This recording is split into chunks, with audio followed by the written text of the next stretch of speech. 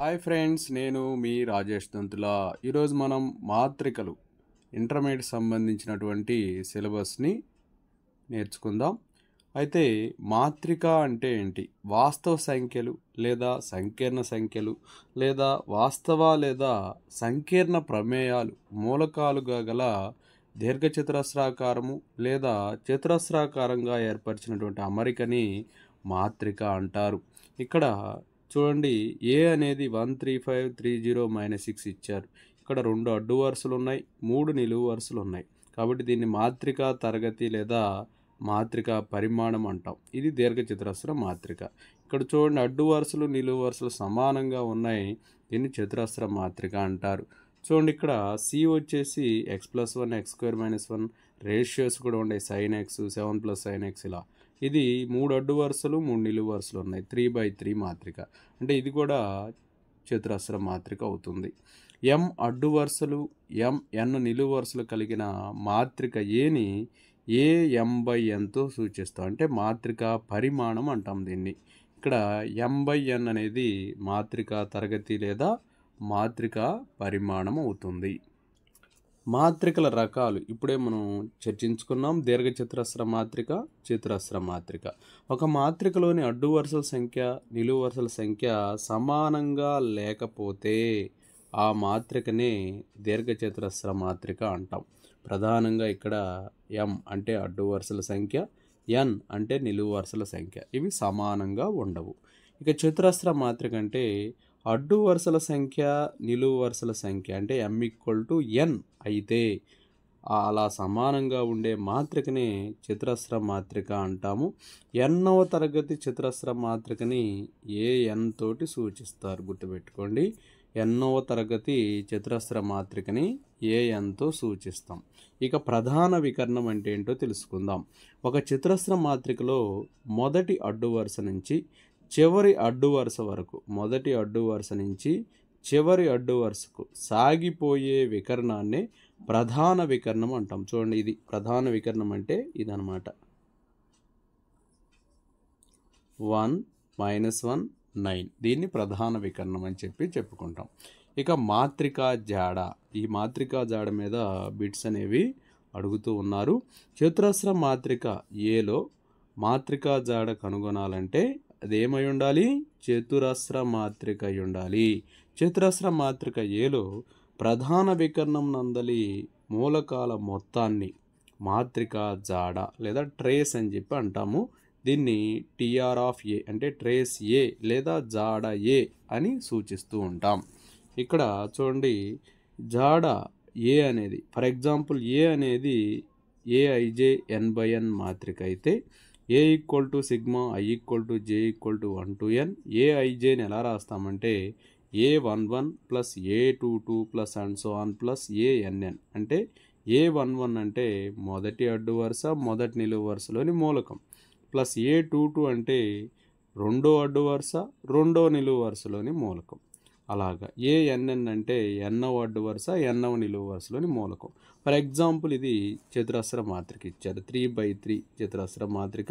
ఇందులో జాడ ఎలా కనుక్కుంటామంటే ఇక్కడ ప్రధాన వికరణంలో ఉన్నటువంటి మూలకాల మొత్తాన్నే మాత్రికా జాడ అంటాం. 3 + 0 - 1 ఏమొస్తుంది? 2 వస్తుంది. కాబట్టి మాత్రికా జాడ అనేది 2 అవుతుందన్నమాట.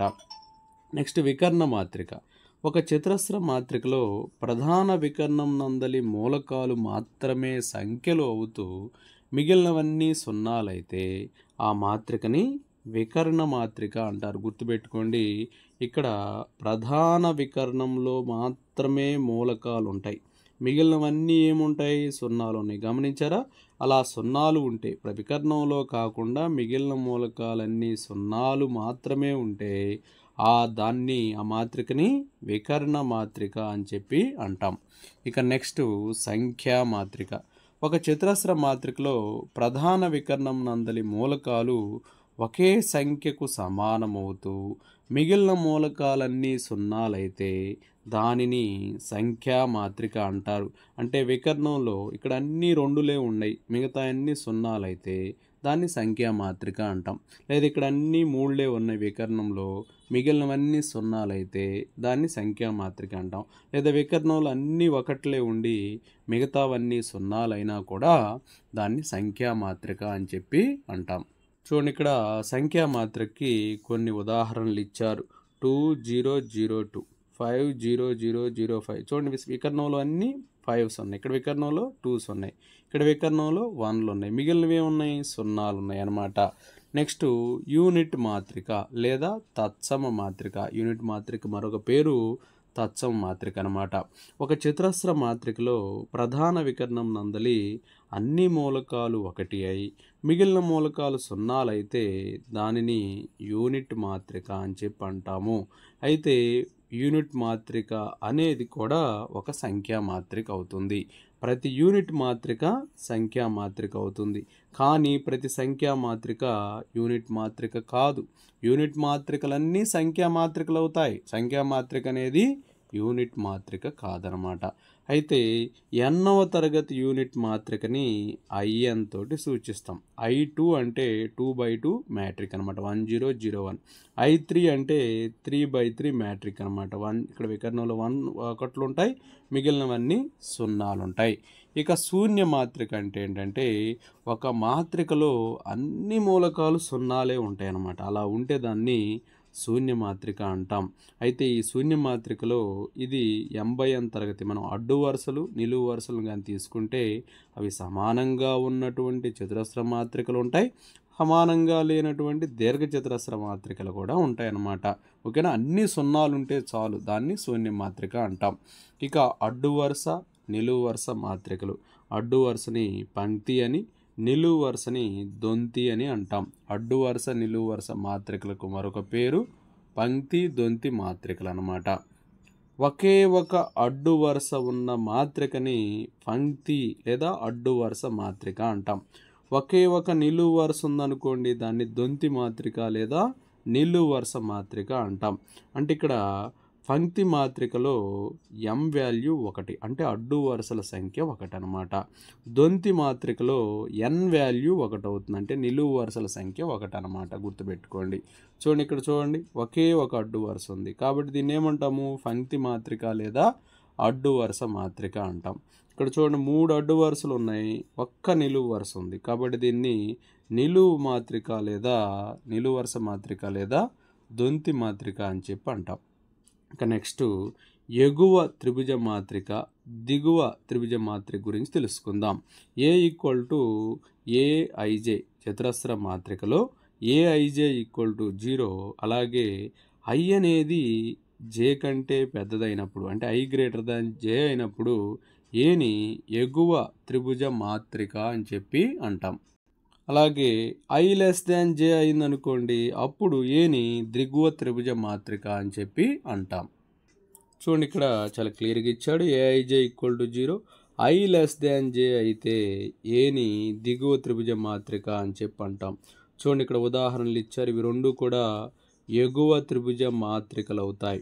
చూడండి, 2 - 4 5, 0 - 3 2, 0 0 1, -3 4 0 1. ఇవి రెండు కూడా ఎగువ త్రిభుజ మాత్రికలకి ఉదాహరణలుగా మనం చెప్పుకోవచ్చు. అలాగే ఇక్కడ చూడండి, దిగువ త్రిభుజ మాత్రికలు చూడండి, 5 0 0, -1 4 0, 2 0 1. ఇక్కడ వచ్చేసి 1 0 2 3. ఇవి దిగువ త్రిభుజ మాత్రికలు అవుతాయి.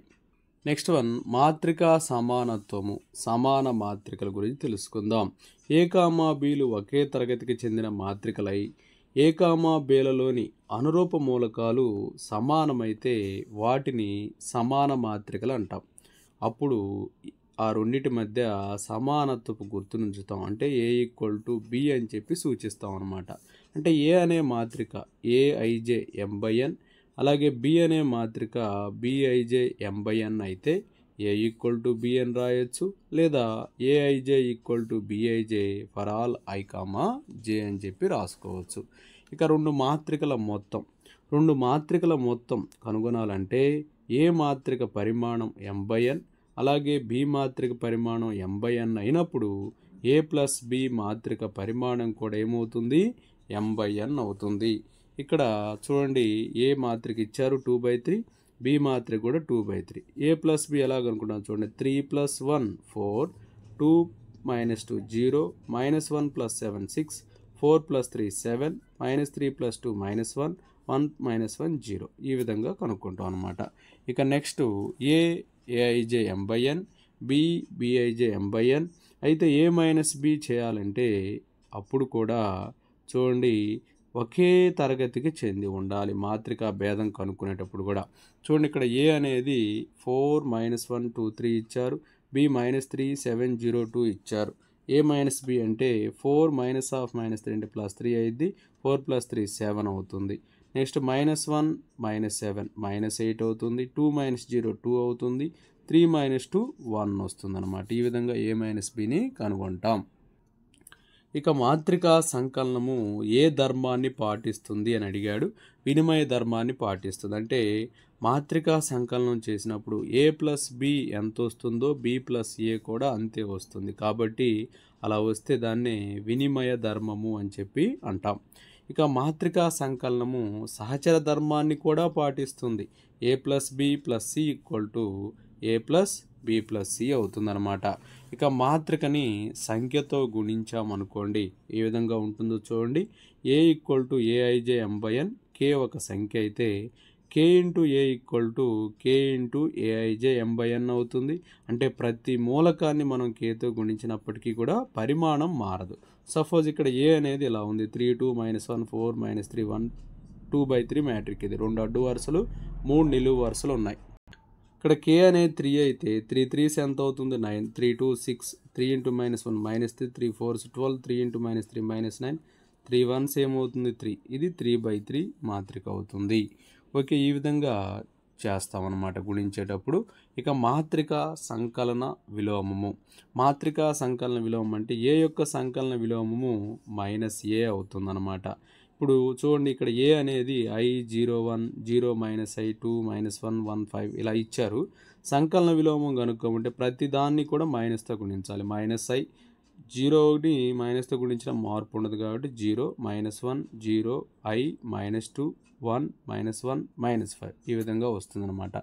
ఇక నెక్స్ట్ మాత్రికా గుణకారం. మాత్రికా గుణకారం చేయాలంటే చూడండి ఏ మాత్రికలోని నిలువు వరుసల సంఖ్య బి మాత్రికలోని అడ్డు వరుసల సంఖ్యకు సమానం కావాలి. ఓకేనా, అలా ఉన్నప్పుడు మాత్రమే మాత్రికా గుణకారం వ్యవస్థితం అవుతుంది. ఏలోని నిలువు వరుసల సంఖ్య బిలోని అడ్డు వరుసల సంఖ్యకు సమానమైనప్పుడు మాత్రమే మాత్రికా గుణకారం వ్యవస్థితం అవుతుంది. అయితే మాత్రికా గుణకారం మాత్రికా సంకలనం వినిమయ ధర్మాన్ని సహచర ధర్మాన్ని పాటించింది, కానీ మాత్రికా గుణకారం మాత్రం వినిమయ ధర్మాన్ని పాటించదు. అంటే AB is not equal to BA, A plus B = B plus A అని చెప్పుకున్నాం ఇందాక, కానీ AB is not equal to BA అవుతుంది. అయితే మాత్రికా గుణకారం మాత్రం సహచర ధర్మాన్ని పాటిస్తుంది. ఏబి × సి = ఏ × బీసీ అవుతుంది. ఓకేనా, మాత్రికా సంకలనం సహచర ధర్మాన్ని పాటిస్తుంది. మాత్రికా గుణకారం కూడా సహచర ధర్మాన్ని పాటిస్తుంది. ఏ ఒక చతురస్ర మాత్రిక అయితే a⁴n అంటే ఏని n సార్లు గుణించాలి. అలాగే ఏ అనేది m/n మాత్రిక, im in అనేవి తత్సమ మాత్రికలు అయితే im × a = a అవుతుంది, in = a అవుతుంది. in × a కూడా ఏనే అవుతుంది. in × a కూడా అంటే im × a = a × in = a అవుతుంది. అంటే ఒక తత్సమ మాత్రికతోటి ఏ మాత్రికనైతే గుణిస్తామో అదే మాత్రిక వస్తుందన్నమాట. మాత్రికా గుణకారం సంకలన దృష్ట్యా విభాగ న్యాయాన్ని కూడా పాటిస్తుంది. కుడి విభాగ న్యాయం a + b × c ఇక్కడ కుడివైపు ఉంది, ac + bc అవుతుంది. ఇక్కడ ఏ అనేది ఎడం వైపు ఉంది, తర్వాత బ్రాకెట్ ఉంది గమనించండి. ఇలా ఉంటే a × b + c = ab + ac. ఇది ఎడం విభాగ న్యాయం అంటాం. మాత్రికా గుణకారం సంకలనం దృష్ట్యా విభాగ న్యాయాన్ని కూడా పాటిస్తుంది అనమాట. ఇప్పుడు ఏబి = 0 అయ్యిందనుకోండి, అప్పుడు ఏ అనేది 0 కానీ బి అనేది 0 కానీ కానవసరం లేకుండా కూడా 0 వస్తుంది. చూడండి ఇక్కడ ఏ అనేది శూన్య మాత్రిక కాదు, బి అనేది శూన్య మాత్రిక కాదు, కానీ ఏబి కనుక్కుంటే చూడండి ఏమవుతుందో, మొదటి అడ్డు వరుస మొదటి నిలువు వరుసతో గుణిస్తాం. 1 × 0 + 0 × 4, 1 × 0 + 0 × 5, 3 into 0 plus 0 into 4, 3 into 0 plus 0 into 5 అన్ని జీరోస్ వస్తాయి. చూడండి ఇక్కడ ఏ జీరో కాదు, బి జీరో కాదు, కానీ ఏబి ఏమొచ్చింది, 0 వచ్చింది. కాబట్టి ఏబి ఈక్వల్ టు 0 వచ్చిందంటే ఏ జీరో బి జీరో కానప్పుడు కూడా సాధ్యమవుతుందని చెప్పి తెలియజేశారు ఇక్కడ. Next A is not equal to 0, AB equal to AC అయితే బి ఈక్వల్ టు సి కానవసరం లేదు. గమనించండి, చూడండి ఇక్కడ ఏ ఏమి ఇచ్చారు, చూడండి 1 0 1 0 అని ఇచ్చారు, ఇది 0 కాదు, A is not equal to 0. B అనేది 0 0 1 1 అని ఇచ్చారు, సి అనేది 0 0 2 2 అని ఇచ్చారు. ఇప్పుడు ఏబి కనుక్కుంటే ఏమొచ్చిందో చూడండి, 0 మ్యాట్రిక్ వచ్చింది. మొదటి అడ్డు వరుసని మొదటి నిలువు వరుసతోటి, అలాగే తర్వాత మళ్ళీ దీంతో 1 into 0 plus 0 into 1, 1 into 0 plus 0 into 1, అలాగే రెండో అడ్డు వరుసతో కూడా చేయాలి, 1 into 0 plus 0 into 1, 1 into 0 plus 0 into 1. ఈ విధంగా చేస్తే అప్పుడు 0 వచ్చేసింది. చూడండి ఏబి 0 వచ్చింది. అలాగే ఏసీ కనుక్కోండి, ఏసీ కూడా ఏమొచ్చింది, 0నే వచ్చింది. అంటే చూడండి AB equal to AC, AB equal to AC అయ్యింది. కానీ బీసీలు సమానమా, కాదు. బీలో ఏముంది, 0 0 1 1, సిలో 0 0 2 2 ఉంది. ఏబి ఈక్వల్ టు ఏసీ వచ్చింది అంటే రెండు శూన్య మాత్రికలు వచ్చినాయి. ఏబి అంటే ఏ కామా బిల గుణకారము శూన్యమైంది, ఏ కామా సిల గుణకారము శూన్యమైంది. కానీ ఏబి ఈక్వల్ టు ఏసీ వచ్చినప్పటికీ కూడా బీసీలు అనేవి సమానంగా లేవన్నమాట. నెక్స్ట్ వన్, మాత్రిక వ్యత్యయము. ఏఎం/ఎన్ మాత్రికలోని అడ్డు వరుసలు నిలువు వరుసలు పరస్పరం మారిస్తే ఏర్పడే కొత్త మాత్రికని ఏ యొక్క మాత్రిక వ్యత్యయం అంటాం. ఏ యొక్క వ్యత్యయ మాత్రికని ఏ ట్రాన్స్పోజ్ లేదా ఏ పవర్ 1తో సూచిస్తాం. ఇప్పుడు వ్యత్యయ మాత్రిక అంటే ఏం లేదు, అడ్డు వరుసల్ని నిలువు వరుసల్ని మార్చాలి. అంటే ఏ అనేది m/n మ్యాట్రిక్ అయితే ఏ ట్రాన్స్పోజ్ అనేది ఏమైంది, n/m అవుతుందన్నమాట. చూడండి ఇక్కడ ఏ 2/3 మ్యాట్రిక్ అయింది, ఏ ట్రాన్స్పోజ్ ఏమైంది 3/2. ఇక్కడ అడ్డు వరుస 1 - 1 దాన్ని నిలువు వరుసగా రాస్తాం, 2 0 అడ్డు వరుసని నిలువు వరుసగా రాస్తాం, 5 7ని అడ్డు వరుస కదా ఇక్కడ నిలువు వరుసగా రాస్తాం. ఇక్కడ ఈ విధంగా అడ్డు వరుసలు నిలువు వరుసలుగాను నిలువు వరుసలను అడ్డు వరుసలుగా రాస్తే దాన్ని ఏ మాత్రిక వ్యత్యయము, ఏ ట్రాన్స్పోజ్ అని చెప్పి అంటాం. అంటే ఏ పవర్ టీ తోటి లేదా ఏ పవర్ 1 తోటి సూచిస్తాం. ఇక్కడ ఏ ఒక మాత్రిక అయితే ఏ ట్రాన్స్పోజ్ హోల్ ట్రాన్స్పోజ్ ఏమవుతుందని బిట్టుగా ఇవ్వచ్చు, ఏ అవుతుంది. ఏ కామా బీలు ఒకే తరగతి మాత్రికలు అయితే A plus or minus B whole transpose ఏమవుతుందంటే A transpose plus B transpose. ఇక్కడ ప్లస్ ఇచ్చినప్పుడు ఇక్కడ ప్లస్ వస్తుంది, ఇక్కడ మైనస్ ఇచ్చినప్పుడు ఇక్కడ మైనస్ వస్తుంది అనమాట. అలాగే కే అనేది ఒక సంఖ్య అయ్యి కేఏ హోల్ ట్రాన్స్పోజ్ అంటే కే ఇంటూ ఏ ట్రాన్స్పోజ్ అవుతుంది. ఇక్కడ కే అనేది నంబరు, ఏ అనేది మాత్రిక, కాబట్టి కే ఇంటూ ఏ ట్రాన్స్పోజ్ అవుతుంది. ఏ అనేది m/n మాత్రిక, బి అనేది n/p మాత్రికలు అయితే ఏబి హోల్ ట్రాన్స్పోజ్, ఇది very very important bit, AB whole transpose ఏమవుతుందంటే B transpose into A transpose అవుతుంది. ఇక నెక్స్ట్ సౌష్ఠవ అసౌష్ఠవ మాత్రికలు.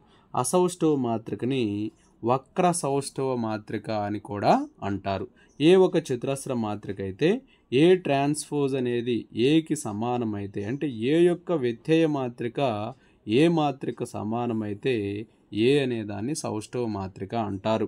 ఏ ట్రాన్స్పోజ్ అంటే ఏ యొక్క వ్యత్యయ మాత్రిక -a అయితే అప్పుడు ఏని అసౌష్ఠవ మాత్రిక లేదా వక్ర సౌష్ఠవ మాత్రిక అని చెప్పి అంటాం. చూడండి ఇక్కడ ఏ 1 2 2 3 ఇచ్చారు, ఏ ట్రాన్స్పోజ్ కూడా చూడండి సేమ్ అదే వచ్చింది. అలా వచ్చినప్పుడు ఏ ట్రాన్స్పోజ్ ఈక్వల్ టు ఏ లాగా వచ్చింది కాబట్టి ఏని సౌష్ఠవ మాత్రిక అంటాం.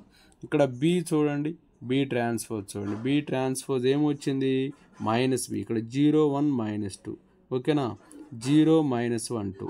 చూడండి ఇలా మొత్తం కూడా గుర్తులు మారిపోయినాయి, అంటే బి ట్రాన్స్పోజ్ అనేది -b అయింది. అలా అయినప్పుడు బిని ఒక అసౌష్ఠవ మాత్రిక అని చెప్పి అంటాం.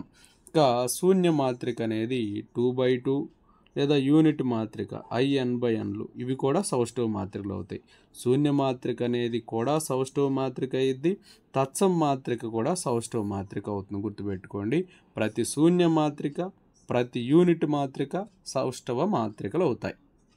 అలాగే ఏ ఒక చతురస్ర మాత్రిక అయితే ఏ ప్లస్ ఏ ట్రాన్స్పోజు అలాగే ఏ ఇంటూ ఏ ట్రాన్స్పోజు ఇవి రెండు కూడా సౌష్ఠవ మాత్రికలు అవుతాయి. అలాగే ఏ ఒక చతురస్ర మాత్రిక అయితే ఏ మైనస్ ఏ ట్రాన్స్పోజ్ మాత్రం వక్ర సౌష్ఠవ మాత్రిక అవుతుంది, అంటే అసౌష్ఠవ మాత్రిక అవుతుంది అనమాట.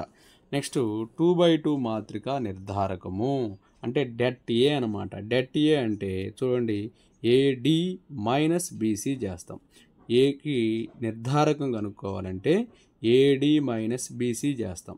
ఈ డెట్ ఏ అనేది 0 కాకపోతే, డెట్ ఏ అనేది నాట్ ఈక్వల్ టు 0 వచ్చిందంటే, అంటే ఏడి మైనస్ బీసీ వాల్యూ 0కి సమానం కాకపోతే అప్పుడు ఏని సాధారణ మాత్రిక అంటాం. ఓకేనా. డెట్ ఏ అనేది 0 అయితే ఏని ఒక అసాధారణ మాత్రిక లేదా విలక్షణ మాత్రిక అని చెప్పి చెప్పుకుంటాం అన్నమాట. ఇక లఘు నిర్ధారకము గుణావయం అని చెప్పి అంటాము.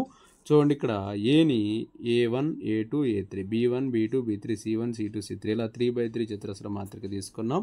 ఇక్కడ A1లని A1 ఉన్న అడ్డు వరుస నిలువు వరుస మినహాయిస్తే వచ్చే 2/2 మాత్రిక నిర్ధారకం అనమాట. చూడండి, ఇక్కడ ఏమున్నాయి చూడండి, అప్పుడు ఇటు తీసేసాం. ఇక్కడ B2 C2 రాసాం, B3 C3 రాసాం. ఇప్పుడు దీని యొక్క నిర్ధారకం ఏమవుతుంది? B2 C3 minus B3 C2 అవుతుంది అనమాట.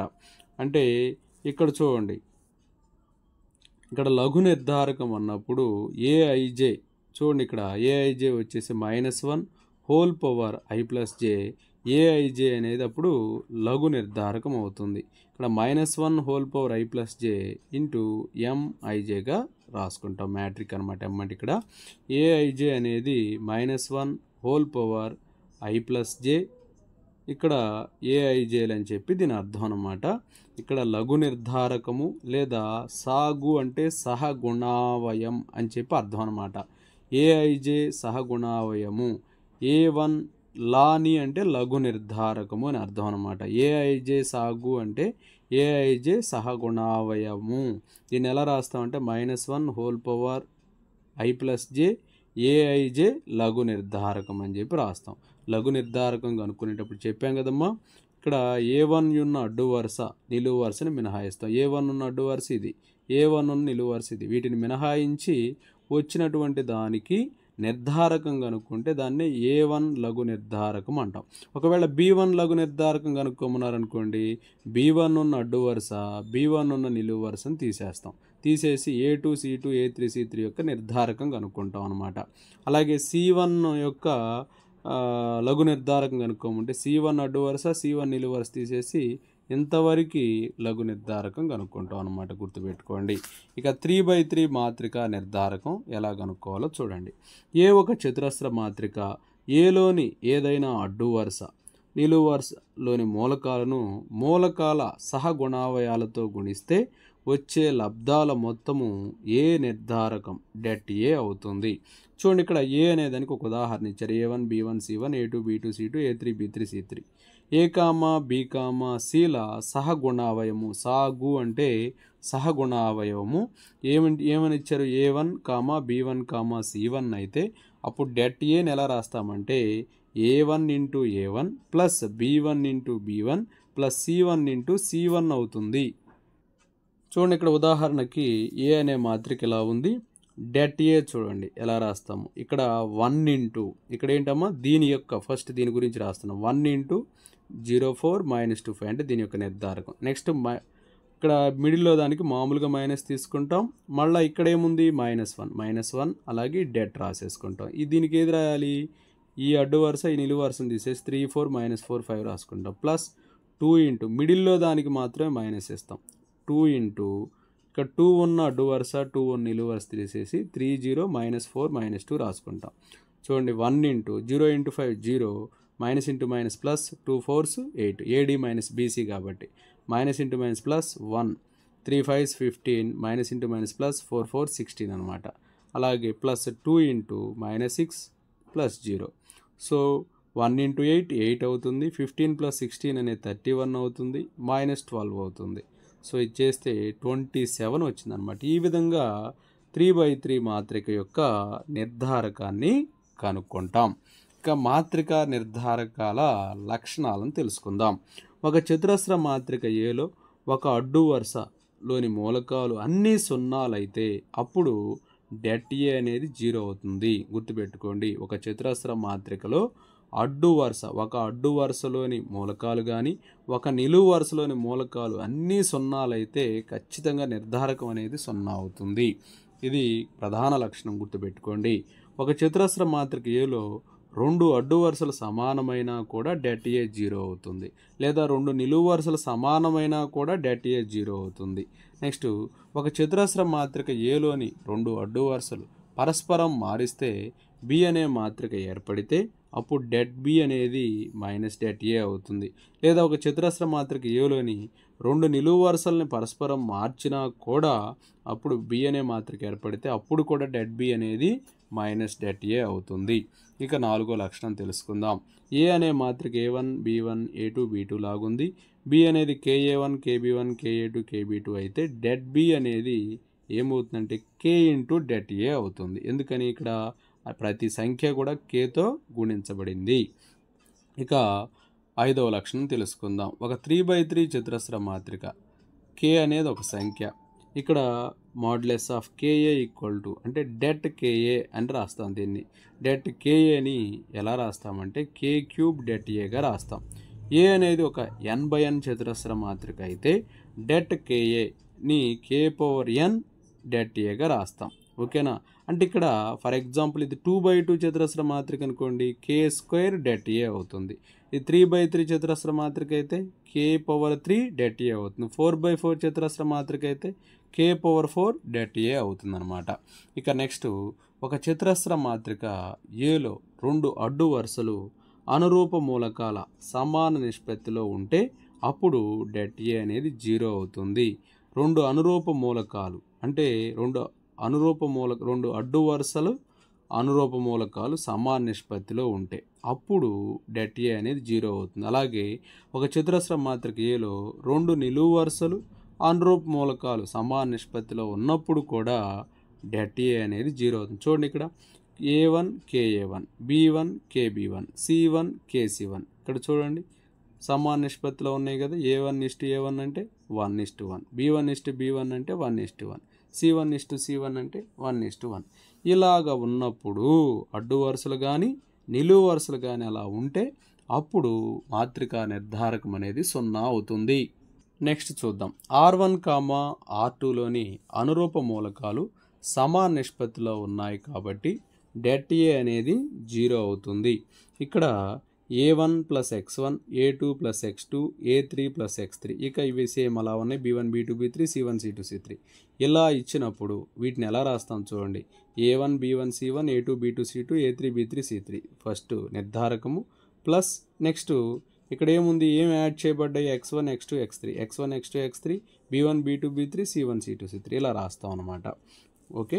ఇక నెక్స్ట్, ఒక చతురస్ర మాత్రికలో ఒక అడ్డు వరుస ఉండే ప్రతి మూలకాన్ని ఏమంటామంటే ఒకే సంఖ్య Kతో గుణించి మరో అడ్డు వరుసలో అనురూప మూలకాలు కూడితే వచ్చే మాత్రికా నిర్ధారకం అనేది ఇచ్చిన మాత్రిక నిర్ధారకానికి సమానమైందంట. ఒక చతురస్ర మాత్రికలో ఒక అడ్డు వరుస ఉండే ప్రతి మూలకాన్ని ఒకే సంఖ్యతో గుణించి మరో అడ్డు వరుసలో అనురూప మూలకాలు కూడితే వచ్చే మాత్రికా నిర్ధారకం అనేది ఇచ్చిన మాత్రికా నిర్ధారానికి సమానమవుతుందట. చూడండి, ఇక్కడ ఒక ఉదాహరణ ఇచ్చారు. A అనేది చూడండి A1 B1 C1 A2 B2 C2 A3 B3 C3 ఇక్కడ Bలో ఏం చేశారో చూడండి. సేమ్ A1 B1 C1 ఉంది కదా, ప్రతి మూలకాన్ని ఇక్కడ ఏం చేశారు, Kతో గుణించారు. A1 ఏం చేశారు, Kతో గుణించారు. B1 ఏం చేశారు, Kతో గుణించారు. C1 ఏం చేశారు, Kతో గుణించారు. తర్వాత ఏం చేశారు, మరో అడ్డు వరుసలో అనురూప మూలకాలు ఏంటి A2 B2 C2 వీటిని కూడామన్నమాట. అలా కూడినప్పుడు వచ్చే మాత్రికా నిర్ధారకం అంటే దీని యొక్క నిర్ధారకం det B అనేది దేనికి ఈక్వల్ అయ్యింది, det Aకి ఈక్వల్ అవుతుంది అనమాట. అంటే ఇక్కడ det B వచ్చేసి det Aకి ఈక్వల్ అవుతుంది అని చెప్పి ఇచ్చారు. చూడండి, ఇక్కడ det B కనుక్కున్నారు దీనికి. అలాగే దీన్ని ఎలా రాయొచ్చు, ఇందా చెప్పాం కదా, ఇక్కడ చూశారు కదా, A1 + X1 A2 + X2 A3 + X3 ఇలా సపరేట్ చేసినట్టుగా ఇక్కడ కూడా మనం వీటిని సపరేట్ చేసుకోవచ్చు. చూడండి, ఈ KA1 KB1 KC1 యాడ్ చేయబడ్డాయి కాబట్టి A2 + KA1 B2 + KB1 C2 + KC1 ఇలా యాడ్ చేయబడ్డాయి కదా, వాటిని మనం సపరేట్ చేసుకోవచ్చు. ఓకేనా? చూడండి, ఇక్కడ తప్పు పడిందమ్మా, A1 B1 C1. ఓకేనా? అది నెక్స్ట్ ఇక్కడ వీటిలోంచి K కామన్ చేశారు. అప్పుడు దీన్ని ఎలా రాస్తాం? det a plus k into జీరోగా రాసుకుంటాం. k ఇంటూ జీరోగా రాసుకుంటాం. det a plus k into zero అంటే det a వస్తుందన్నమాట. ఒక చతురస్ర మాత్రిక ఏలో det a అనేది det a ట్రాన్స్పోజ్కి ఈక్వల్ అవుతుంది. నెక్స్ట్ ఏ కామా బీలు చతురస్ర మాత్రికలు అయితే det ఆఫ్ ఏబీని ఎలా రాసుకుంటామంటే det a ఇంటూ det bగా రాస్తాం. Next that is det of AB అంటే det ఆఫ్ ఏబీని ఇలా కూడా రాయొచ్చు అనమాట. Modulus AB equal to modulus A into modulus B. Next అనుబంధ మాత్రిక విలోమ మాత్రిక. అనుబంధ మాత్రిక విలోమ మాత్రిక గురించి తెలుసుకుందాం. అనుబంధ మాత్రిక ఏంటో తెలుసుకుందాం. ఫస్ట్ ఏ అనే ఒక చతురస్ర మాత్రిక మూలకాల స్థానాల్లో వాటి సహగుణావయవాలు వ్రాయగా ఏర్పడిన మాత్రిక యొక్క మాత్రికా వ్యత్యయాన్ని అనుబంధ మాత్రిక అంటాం. దీన్ని అను ఏ లేదా ఎడ్జాయింట్ ఏతో సూచిస్తాం అన్నమాట. ఫర్ ఎగ్జాంపుల్ ఏ అనేది ఏబిసిడి అయితే ఎడ్జాయింట్ ఏ ఎలా రాస్తామంటే చూడండి, ఇక్కడ వికర్ణంలోని మూలకాలు మారుస్తాం. ఏడి కాస్త ఏమైనాయి? డిఏ అయినాయి. అలాగే ఇక్కడ ఈ మూలకాలకి మైనస్ గుర్తులు ఇస్తాం అన్నమాట. సహగుణావయవాలు అంటే ఏ అనే చతురస్ర మాత్రిక మూలకాల స్థానాల్లో వాటి సహగుణావయవాలు వ్రాయగా ఏర్పడిన మాత్రిక యొక్క వ్యత్యయాన్ని అనుబంధ మాత్రిక అంటాం. అనుబంధ మాత్రిక ఏ అను ఏ లేదా ఎడ్జాయింట్ ఏని ఎలా రాస్తామంటే ఏడి కాస్త ఏమవుతాయి? డిఏ అవుతాయి. బీసీ కాస్త మైనస్ బి మైనస్ సి అవుతాయి అన్నమాట. నెక్స్ట్ విలోమ మాత్రిక. ఏ ఒక చతురస్ర మాత్రిక, బి అనే వేరొక చతురస్ర మాత్రిక AB equal to BA equal to IA అయ్యేటట్లుంటే బిని ఏ యొక్క విలోమ మాత్రిక అంటాం. అప్పుడు బిని ఏ ఇన్వర్స్ తోటి సూచిస్తాం. ఏబి ఈక్వల్ టు ఐ కాబట్టి బి అనేది ఏ ఇన్వర్స్ అవుతుంది. అలాగే బిఏ ఈక్వల్ టు ఐ కాబట్టి B equal to A inverse అవుతుంది. ఏ ఇన్వర్స్ని ఎలా రాస్తామంటే adjoint A by det A అని రాస్తాం. Adjoint A by det A అని రాస్తాం. అంటే ఏ అనేది ఏబిసిడి అనుకోండి. ఇక్కడ det ఏ అంటే ఏంది? AD minus BC 1/AD minus BC into adjoint A అంటే D minus B minus C A అవుతుంది అనమాట. ఈ విధంగా ఏ ఇన్వర్స్ కనుక్కుంటాం. ఏ ఇన్వర్స్ మీద ఎక్కువ ప్రాబ్లమ్స్ అడుగుతూ ఉన్నారు. ఏ కామా బీలు విలోమ మాత్రికలు అయితే ఏ ఇన్వర్స్ ఏ ట్రాన్స్ఫోజ్ ఏ బీలు కూడా విలోమాలు అవుతాయి. ఏ ఇన్వర్స్ హోల్ ఇన్వర్స్ని ఏగా రాసుకుంటాం. ఏ ట్రాన్స్ఫోజ్ హోల్ ఇన్వర్స్ని ఏ ఇన్వర్స్ హోల్ ట్రాన్స్ఫోజ్గా రాసుకుంటాం. ఏబి హోల్ ఇన్వర్స్ అంటే B inverse into A inverse అవుతుంది. నెక్స్ట్ మాత్రికా కోటి. మాత్రికా కోటి మీద కూడా బిట్స్ వస్తూ ఉన్నాయి. ఏ ఒక 3/3 చతురస్ర మాత్రిక అయితే det ఏ అనేది 0 కాకపోతే అప్పుడు ఇది 3/3 చతురస్ర మాత్రిక కాబట్టి మాత్రికా కోటి 3 అవుతుంది. ఒకవేళ ఏ అనేది 4/4 చతురస్ర మాత్రిక det ఏ 0 కాల అప్పుడు మాత్రికా కోటి ఏమైంది? 4 అవుతుంది అనమాట. det ఏ 0 అయ్యింది అనుకోండి. ఇక్కడ 0 కాకపోతే 3/3 అయితే కోటి 3 అయింది. 4/4 అయితే 4 అయింది. ఒకవేళ det ఏ 0 అయితే కనీసం ఏ యొక్క ఒక ఉపమాత్రిక బి అంటే det బి కూడా నాట్ ఈక్వల్ టు 0 అయితే అప్పుడు కోటి అనేది 2 అవుతుంది.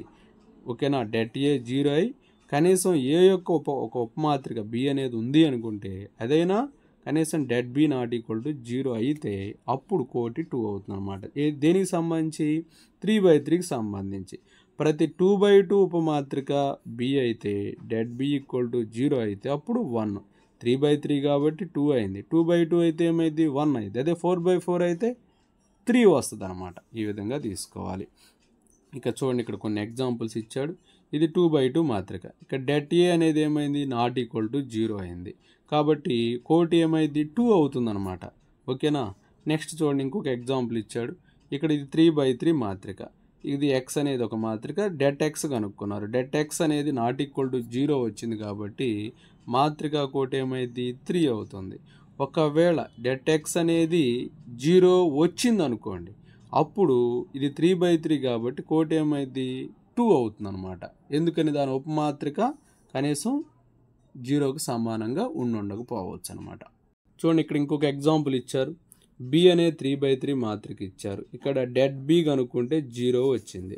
det బి కనుక్కుంటే 0 వస్తుంది. ఎందుకంటే -1 × 4 × 6 -5 × 5 minus into minus plus 2 into 3 into 6 minus 4 into 5 minus 3 into 3 into 5 minus 4 into 4 ఇదంతా కనుక్కుంటే అది 0 వస్తుంది.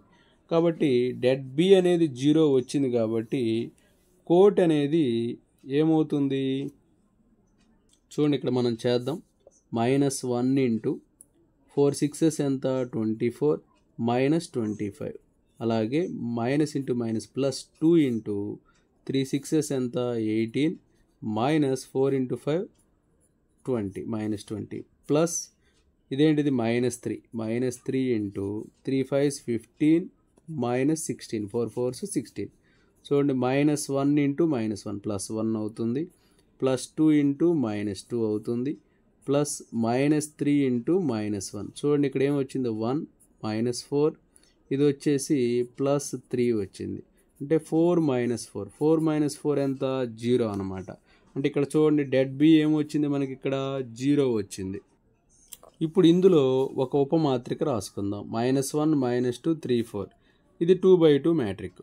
చూడండి 2/2 మాత్రిక నిర్ధారకం కనుక్కుందాం. -1 into 4 4 minus into minus plus 3 2 6, ఇప్పుడు ఏమైంది 2 వచ్చింది. కాబట్టి ఇక్కడ నాట్ ఈక్వల్ టు 0 వచ్చింది కాబట్టి దీనికి కోట్ ఏమైంది 2 అయింది. ఇది తప్పు అనమాట, 3 కాదు ఇక్కడ. ఎందుకు డెడ్ బి 0 వచ్చింది కాబట్టి ఉపమాత్రికని ఏదో ఒకటి కనీసం నాట్ ఈక్వల్ టు 0 అయ్యేటట్లు ఉంటే అప్పుడు కోటి 2 అవుతుంది, 3 కాదు. నెక్స్ట్ చూడండి సంగత అసంగత సమీకరణ వ్యవస్థ. ఇప్పుడు ఇక్కడ 3 సమీకరణాలు ఇచ్చారు చూడండి. a1x plus b1y plus c1z equal to d1, a2x plus b2y plus c2z equal to d2, a3x plus b3y plus c3z equal to d3. ఇలా ఇచ్చినప్పుడు మాత్రిక ఏ మాత్రికను ఎలా రాస్తామంటే అటు గుణకాలన్నీ రాసుకుంటాం. a1 b1 c1, a2 b2 c2, a3 b3 c3. x అనేది ఒక నిలువు వరుస రాసుకుంటాం, x y z అనే నిలువు వరుస రాసుకుంటాం. ఇక డి అనే మాత్రిక రైట్ హ్యాండ్ సైడ్ ఉన్నవి రాసుకుంటాం, d1 d2 d3. అలా ఉన్నప్పుడు ax ఏమవుతుంది d అవుతుంది. అప్పుడు సర్వమాత్రిక ADని ఎలా రాస్తామంటే a1 b1 c1 d1, a2 b2 c2 d2, a3 b3 c3 d3 అవుతుంది. ఇప్పుడు కోటి AD మాత్రిక యొక్క కోటి అనేది AD మాత్రిక యొక్క కోటి ఏ అయితే ఆ సమీకరణ వ్యవస్థకి ఏకైక సాధనం ఉంటుందన్నమాట, గుర్తుపెట్టుకోండి. అయితే ఈ మాత్రిక కోటి అనేది <3 అయితే ఓకేనా, అంటే కోటి ఏ మాత్రిక యొక్క అంటే ఏ మాత్రిక 3/3 అనుకోండి, అప్పుడు 3 కదా, అలా ఉంటే దానికి ఏకైక సాధన ఉంటుంది. కానీ <3 వచ్చింది అనుకోండి అప్పుడు అనంత సాధనలు ఉంటాయి, గుర్తుపెట్టుకోండి. ఇక్కడ కోటి అనేది కోటి ఏకి సమానం కాకపోతే అసలు సాధన అనేది ఉండదు, ఆ విషయం గుర్తుపెట్టుకోండి. నెక్స్ట్ సమీకరణాల సాధన. ఇక్కడ 2 పద్ధతులు ఉన్నాయి. ఇక్కడ 2 పద్ధతులు అనేదానికంటే కూడా విలోమ మాత్రిక పద్ధతి క్రామర్స్ పద్ధతి అంటాం, అలాగే గౌస్ జోర్డాన్ మెథడ్ అనేది కూడా ఉంటుంది. ఏమున్నాయి విలోమ మాత్రిక పద్ధతి అంటే ఇందాక కనుక్కుని ఏం చెప్పాం కూడా, ఏ ఇన్వర్స్ అంటే 1/AD minus BC into D minus B minus CA అని. అలాగే క్రామర్స్ మెథడ్, గౌస్ జోర్డాన్ పద్ధతి అని ఉన్నాయి, వాటి గురించి తెలుసుకుందాం. ఇక్కడ 3 సమీకరణాలు ఇచ్చారు చూడండి. థర్డ్ మెథడ్ ఇది గౌస్ జోర్డాన్ మెథడ్. ఇక్కడ 3 ఈక్వేషన్స్ ఉన్నాయి, వీటిని ఫస్ట్ విలోమ మాత్రిక పద్ధతిలో ఎలా కనుక్కుంటారో తెలుసుకుందాం. ఇక్కడ కోఎఫిషియంట్స్ అన్నిటిని ఏ మాత్రికగా రాసుకున్నాం, నిలువు వరుసల్ని వేరియబుల్స్ XYZ రాసుకున్నాం. ఇక D అనేది రైట్ హ్యాండ్ సైడ్ ఉన్నవి రాసేసుకుంటాం. AX ఈక్వల్ టు D అయితే X అనేది A ఇన్వర్స్ ఇంటూ D అవుతుంది. So A inverse into D ఇది దేనికి ఈక్వల్ అయితే అంటే ఆల్ఫా బీటా గామా, అంటే X ఆల్ఫా అవుతుంది, Y అనేది బీటా, Z అనేది గామా అవుతుంది. ఈ విధంగా విలోమ మాత్రిక పద్ధతి కనుక్కుంటాం. ఏంటి AX ఈక్వల్ టు D అయితే X into A inverse, X into A inverse అనేది ఏమవుతుంది D అవుతుంది అనమాట. అవి ఆల్ఫా బీటా గామా వచ్చేస్తాయి, దాని నుంచి XYZ వాల్యూస్ కనుక్కోవచ్చు. ఇక క్రామర్స్ పద్ధతి ఎలా కనుక్కోవాలో తెలుసుకుందాం. ఇక్కడ డెల్టా అంటే డెట్ ఏ అంటే ఇక్కడ మొదట ఏ ఉంది కదా, వాటిని డెట్ ఏగా రాసేసుకుంటాం. A1 B1 C1, A2 B2 C2, A3 B3 C3. దీన్ని ఎలా 3 త్రిభుజాలుగా డివైడ్ చేస్తాం, డెల్టా 1 డెల్టా 2 డెల్టా 3. డెల్టా 1లో ఏం చేస్తామంటే మొదటి నిలువు వరుసలో ఇక్కడ Dలోని మూలకాలని తీసుకొస్తాం. Dలో ఏమున్నాయి D1 D2 D3 ఉన్నాయి కదా, డెల్టా 1లో D1 D2 D3 రాసి మిగతా సేమ్గా ఉంటాయి. డెల్టా 2లో రెండో నిలువు వరుసని మారుస్తాం. డెల్టా 3లో మూడో నిలువు వరుసను మారుస్తాం. ఈ విధంగా డెల్టా 1 డెల్టా 2 డెల్టా 3 యొక్క నిర్ధారకాలు కనుక్కొని x ఈక్వల్ టు ఎలా చేస్తామంటే డెల్టా 1 బై డెల్టా అంటే డెల్టా 1 నిర్ధారకము బై డెల్టా అంటే డెల్టా అంటే ఏంటి AD మైనస్ BC ఏ యొక్క నిర్ధారకం. అలాగే y వచ్చేసి డెల్టా 2 బై డెల్టా, z వచ్చేసి డెల్టా 3 బై డెల్టా అనమాట. ఈ విధంగా క్రామర్స్ పద్ధతిలో కనుక్కుంటాం అనమాట. ఇక గౌస్ జోర్డాన్ మెథడ్లో A, D సర్వమాత్రిక అయితే ఇక్కడ ఒకే మాత్రికలో రాసేసుకుంటాం. A1 B1 C1 D1, A2 B2 C2 D2, A3 B3 C3 D3గా రాసేసుకుంటాం. అలా రాసిన తర్వాత అడ్డు వరుస ప్రక్రియల ద్వారా ఈ విధంగా మనం 100 ఆల్ఫా 010 బీటా 001 గామాగా మార్చేస్తాం. ఇలా మార్చినప్పుడు ఇక్కడ వచ్చిన ఆల్ఫా బీటా గామాలే XYZ వాల్యూస్ అవుతాయి అన్నమాట. Okay, thank you friends. నా వీడియో నచ్చినట్లయితే లైక్ చేయండి, మీ మిత్రులకు షేర్ చేయండి. ఇంకా మన ఛానల్ని సబ్స్క్రైబ్ చేయనట్లయితే సబ్స్క్రైబ్ చేసుకోండి. Thank you for watching.